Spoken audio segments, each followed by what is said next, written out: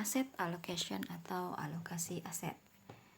Pada kesempatan kali ini kita akan memfokus pada materi tentang bagaimana seseorang mengalokasikan aset atau kekayaan yang dia miliki ke dalam beberapa aset yang dia miliki. Secara singkat, tujuan dari kita melakukan alokasi aset ini adalah pada dasarnya untuk investasi. Nah, investasi kita sangat disarankan melakukan investasi yang aman. Kapan dia dikatakan aman? Ketika keuntungan yang kita terima itu lancar, kemudian dalam kondisi yang sesuai dengan dana yang kita miliki, gitu ya, tidak ada kerugian, jangka waktunya pas ya. Kemudian selain itu disarankan untuk melakukan diversifikasi investasi. Apa itu diversifikasi investasi? Diversifikasi investasi ini adalah membagi investasi ke dalam beberapa jenis investasi. Investasi yang resikonya tinggi, resikonya sedang, dan resikonya sangat rendah. Misalnya di saham, teman-teman bisa investasi pada saham dengan risiko yang tinggi. Kemudian dibagi lagi kepada obligasi, dibagi lagi kepada reksadana. Tujuannya apa?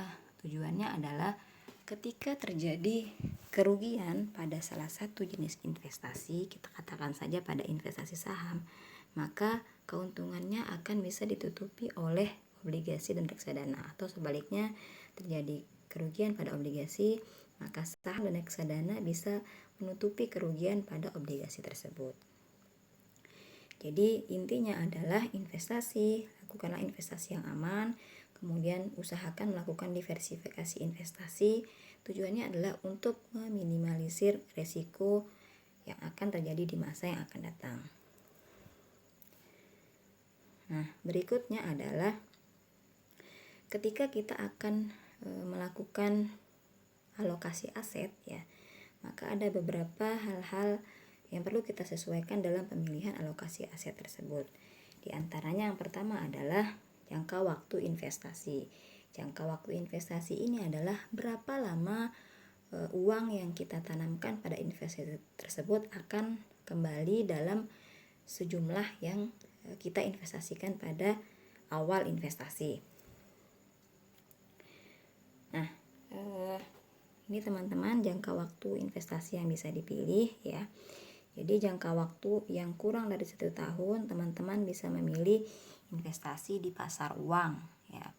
Kemudian untuk jangka waktu 3-5 tahun, teman-teman bisa memilih pada yang investasi yang sifatnya pendapatan tetap ya, misalnya mungkin obligasi ya, pendapatannya tetap, kemudian di pasar uang dan di saham.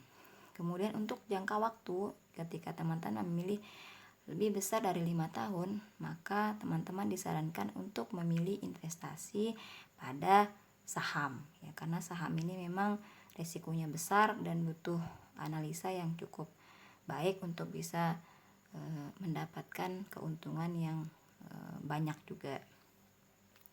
Kemudian yang kedua adalah teman-teman harus tahu profil toleransi terhadap resiko yang akan kita hadapi dalam investasi ya. Jadi rumus sederhananya adalah jumlah kekayaan yang kita miliki atau kekayaan bersih yang kita miliki itu sama dengan total aset dikurangi dengan total utang ya. Jadi jangan sampai utangnya juga terlalu besar ya. Dan pastikan ketika teman-teman memiliki utang, maka lakukanlah pada investasi yang sifatnya akan menghasilkan keuntungan. Jadi misalnya total utang atau utang yang kita miliki digunakan untuk membeli kendaraan, maka pastikan aset tersebut atau kendaraan tersebut akan menghasilkan keuntungan. Jadi misalnya disewakan gitu ya, atau namanya aset produktif. Jadi bunga yang kita akan hadapi dalam memiliki utang itu akan dapat ditutupi oleh keuntungan yang akan diterima dari aset produktif tersebut ya. Jadi itu ya profil toleransi terhadap resikonya. Nah, jadi ada dua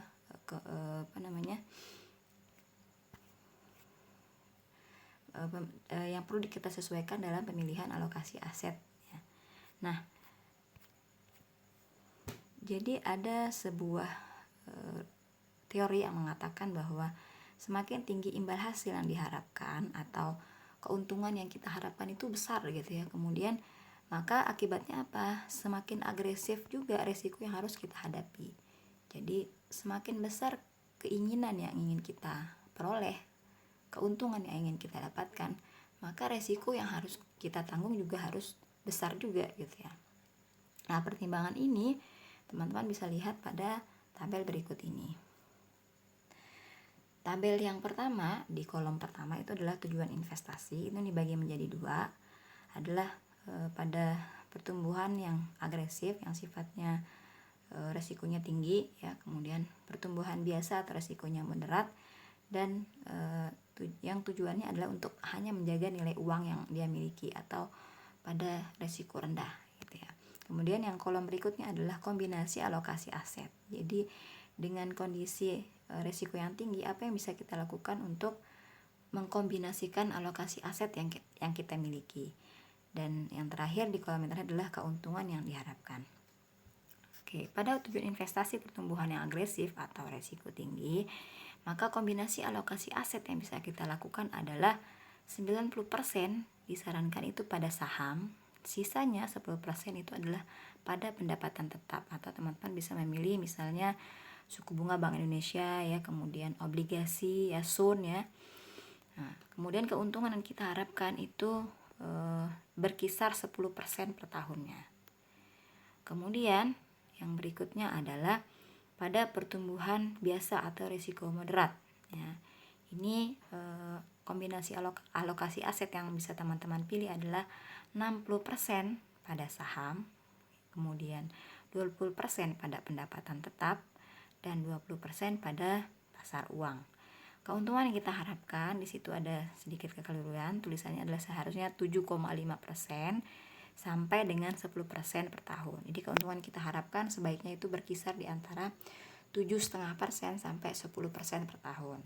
Dan yang terakhir adalah dalam kondisi resiko yang rendah, maka teman-teman bisa memilih 80% pada pendapatan tetap, tadi saya sudah sebutkan bisa di obligasi ya, dan sisanya 20% pada pasar uang yang sifatnya biasanya jangka pendek ya. Ini keuntungan diharapkan bisa berkisar 5% sampai 8% per tahun.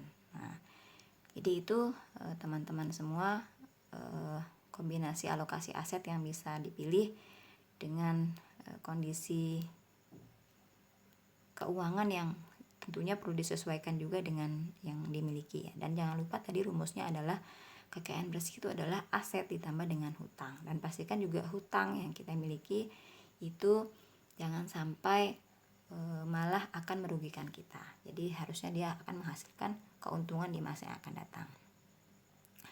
Nah, kesimpulan yang bisa saya sampaikan di materi kali ini adalah ada seorang ekonom Amerika Serikat bernama Harry Markowitz yang mengatakan don't put your eggs in one basket ya, yang artinya janganlah teman-teman meletakkan telur ya dalam satu keranjang.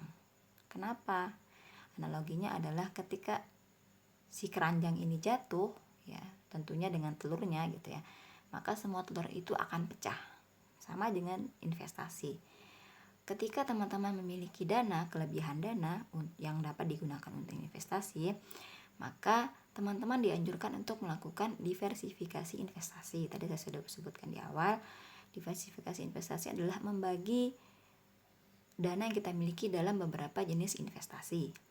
Investasi yang risiko tinggi, kemudian dibagi lagi kepada investasi yang risiko rendah, sampai risiko yang moderat. Jadi ketika ada satu yang mengalami kerugian, maka itu bisa ditutupi oleh keuntungan pada investasi jenis lainnya. Atau sama dengan ketika teman-teman hanya memilih saham gitu ya, investasi pada saham, maka pastikan bahwa memilih beberapa jenis perusahaan, jangan pada satu perusahaan saja. Jadi misalnya saham A, saham B, saham C. Sehingga proses untuk meminimalisir resiko itu dapat kita lakukan. lakukan di masa yang akan datang. Demikian teman-teman yang bisa saya sampaikan, mudah-mudahan bermanfaat. Mohon maaf jika ada salah-salah kata. Wassalamualaikum warahmatullahi wabarakatuh.